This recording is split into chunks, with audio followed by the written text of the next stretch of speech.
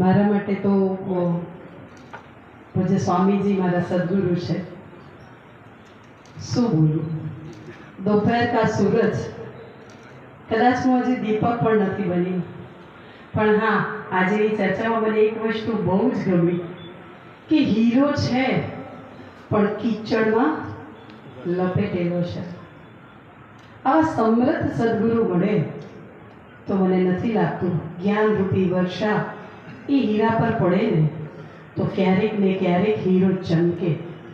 મારું સૌભાગ્ય છે આપ સૌના દર્શન, મારું સૌભાગ્ય છે મને આવા સદગુરુ મળ્યા. એવું બોલવાનો અધિકાર હું એટલે રાખું છું કે હજી કંઈ બહુ મોડું નથી થયું. 4 વર્ષ પહેલાં જ મેં અનુભવ કર્યો છે. પૂજ્ય સ્વામીજી ચોક્કસ મને રૂમમાં લઈ જઈને ફટકારશે, બોલશે, પણ શું કરું? ના કહું સકલો સાર તો મારો સાથ કેમ પામશે પાર.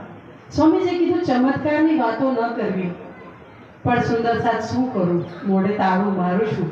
સ્વામીજી મને બહુ જ રોકે છે પણ નથી રહેવાતું. મને અનુભવ ત્યારે હું આજે કહી શકું છું. મને ખબર છે અક્ષરાતીત સદગુરુ છે. મને સ્વામીજીએ સમજાયું છે, હું સમજું છું કે અક્ષરાતીત સિવાય આ બ્રહ્માંડમાં કોઈ નથી. મને ખબર છે, પણ મને એ પણ ખબર છે પન્નાની બીતકની એક ચોપાઈ ટૂટી ફૂટી ભાષામાં બોલું કે કિલકિલા નદી તીન પર આए उतरे परमहंस तीन में भी अक्षरत सरदाय. આ 6ઠા દિવસની લીલા પરમહંસોની છે અને પરમહંસો આપણને હાથ પકડી પકડીને અક્ષરાતીતના દર્શન, અક્ષરાતીતના નજીક વાણીથી આપણને ધણીના ચરણોમાં પહોંચાડે છે, ચિતવનથી. તો મને આ બ્રહ્માંડમાં અત્યારે કોઈ દેખાતું હોય, આપ સૌ સમજદાર છો, મારું સૌભાગ્ય છે કે મને આવા સ્વામીજી મળે. કિચડ 84 લાખ યોનિમાંથી આ જીવ એટલો લકિષ્ટ થઈને આવ્યો હતો. ક્રોધ આપ સૌને ખબર છે કે ખોટી વાત મને ગમતી નથી, હું તરત જ ગુસ્સામાં આવી જાઉં. પણ સદગુરુના ચરણ પકડ્યા ને ત્યારે એમણે મને શીખવાડ્યું કે કેવી રહેણી હોવી જોઈએ. હું કોશિશ કરું છું. શ્રી પ્રાણનાથ કન્યા ગુરુકુલની અંદર પૂજ્ય સ્વામીજીએ મને સેવાદાર તરીકે રાખી છે. આવનાર સમયમાં મારાથી પણ શ્રેષ્ઠ હશે, મારા કરતાં પણ શ્રેષ્ઠ હશે. આ દીકરીઓ કરતાં પણ ઘણી દીકરીઓ આવશે જે 400 વર્ષથી જે કાર્ય નથી થયું. સુંદર સાજી પ્રશ્ન કરું છું, એ કાર્ય અત્યારે કેમ થઈ રહ્યું છે? ઓળખો, સમજો અને સમજદારને ઈશારો આપી છે. ઘણીવાર એવું બને જ્ઞાનથી પૂજ્ય સ્વામીજી આપણને પ્રેમના દરિયામાં ડૂબાડી રહ્યા છે, પણ ક્યાંક ને ક્યાંક આપણો અહંકાર વચ્ચે આડો આવે છે. હું આજે તમને બોધ આપવા નથી ઊભી રહી. મેં શું કીધું? दोपहर का सूरज पूज्य स्वामीजी वाणी संगाते बैठा છે. સાક્ષાત ધણી બિરાજમાન છે મંચ ઉપર, પૂજ્ય સ્વામીજી બિરાજમાન છે. હું તો કદાચ હજી દીપક પણ નથી બની, પણ સુંદર સાજી આપ સૌના આશીર્વાદ લેવા ઊભી થઈશું. કે કોઈ અપમાન કરે ને તો હું હસતી રહું, કોઈ લાફો મારે ને તો હું હસતી રહું, કોઈ ગાળ દે ને તો હું હસતી રહું. કદાચ લાફો મારે ને એનો હાથ પકડીને ચૂમીને કહું કે ભાઈ તને દર્દ તો નથી થયું ને, બેન તને હાથ તો નથી દુખ્યો ને. હું એવો સ્વામીજી જોડે આશીર્વાદ માંગુ છું કે સ્વામીજી મને અપમાન શ્રેણ કરતા શીખવાડો. હજી આશીર્વાદ આલો કે આ માન અપમાનથી ઉપર ઉઠો. કેવા સુંદર સાથ ધણી આપણને જ્ઞાનરૂપી ગંગામાં ડૂબાડી રહ્યા છે. હવે આપણે પ્રેમરૂપી ગંગામાં ડૂબવાનું છે. તો કેવી રીતે સુંદર સાથ છે? અહંકાર આપણે મૂકવો જ પડશે. હું કોશિશ કરું છું. કહે છે ને કે ના જાને છે ઝુંડ મેં કોણ સુહાગીન હોય. તમારા બધાના દિલમાંથી મારા માટે ધણીને એક પ્રાર્થના ચોક્કસ કરો, કારણ કે દુઆ એ મોમિનો કી હોત હે કબૂલ. આપ સૌના આજે આશીર્વાદ મને મળવા જોઈએ કે મારી અંદર બેઠેલો જે અહંકારી રૂપી રાક્ષસ છે ને એ ધીરે ધીરે ધીરે ધીરે પલ પલ મરતો જાય, ધીરે ધીરે પલ પલ વધતો ના જાય. કારણ કે અહંકારી રૂપી રાક્ષસ છે ને બધાને દેખાય પણ આપણને ન દેખાય. ક્યાંક ને ક્યાંક આપણી અંદર એ રાક્ષસનું બીજ રોપાણ થઈ ગયું છે, પણ આપણને ખબર જ નથી. કે છે ને રોડ ઉપર ધીરે ધીરે સાયકલ ચલાવતા હોઈએ ને, ક્યારે એ સાયકલ રોડ ઉપરથી ખેતરમાં ઉતરી જાય અને આપણે પડી જઈએ ને ત્યાં સુધી આપણને ખબર ના પડે. જ્યારે પડી જઈએ ત્યારે આપણને ખબર પડે કે અરે મારાથી ચૂકાઈ ગયું. તો સુંદર સાજી આ વિતક આપણા માટે છે. 6ઠા દિવસની વિતક આપણે સાંભળી રહ્યા છે. કૈલાસબેનના જીવને ધિક્કાર છે કે આ છઠ્ઠા દિવસની વિતક એ કેવી લખશે. સદગુરુના ચરણોમાં માથું મૂકીને પ્રાર્થના કરું કે ધણી, આ છઠ્ઠા દિવસની વિતકમાં મારું માથું નીચું ના કરાવજો ધણી. આ બ્રહ્માંડમાં મારું માથું ઊંચું કરાવજો ધણી.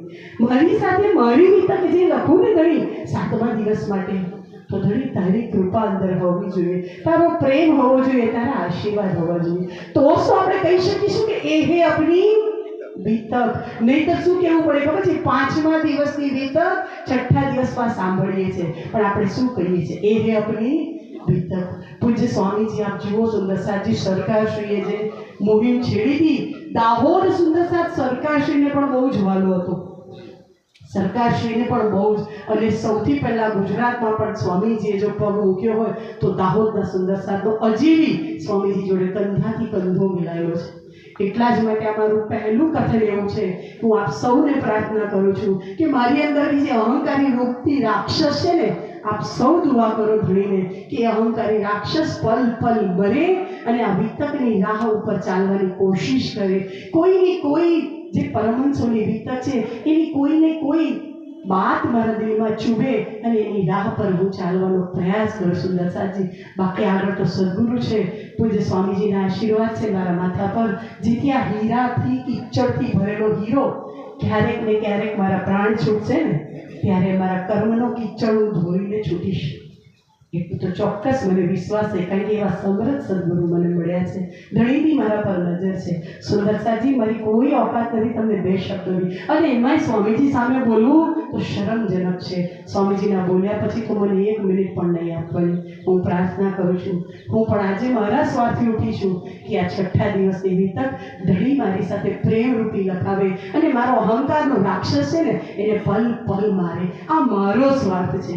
જો તમને તમારો આમાં સ્વાર્થ લાગતો હોય ને તો એમાં તમે તમારો બી સ્વાર્થ સાધી દો.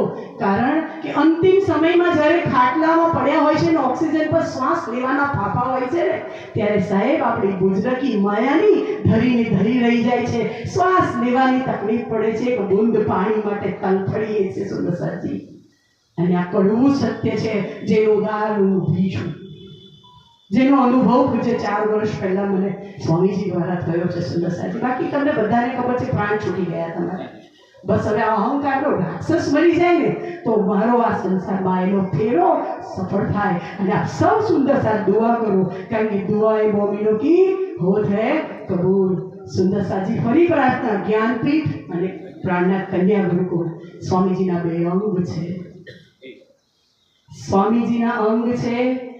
મારા ગયા પછી યા સ્વામીજીને લાગશે કે કૈલાસબેનથી હવે નથી થતું, તો સ્વામીજી મને આદેશ આપશે, એ આદેશનું પાલન કરીશ. અને ધણીને પ્રાર્થના કરું છું કે આવનાર સમયમાં મારી જગ્યાએ જે પણ બેન આવે એ સર્વશ્રેષ્ઠ હોય અને સ્વામીજીને શાંતિ થાય કે ના, મારા કહેલા વચનો પર કોઈ દોડનાર, કુરબાન થઈને કોઈ એવી મહિલા શક્તિ આગળ આવી. અને નારી શક્તિએ પણ આગળ વધવું પડશે. મહિલા મંડળ કમર કસી લો, તમને જે થવાનું એ થાય.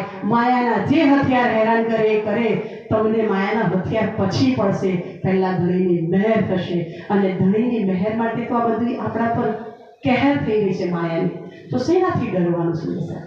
જાર્યા બાર્યા દાર્યા ચોપાઈ નથી બોલવી, એવા આપણે થઈ જવાનું છે. બોલો શ્રી પ્રાણનાથ પ્યારે કી જય.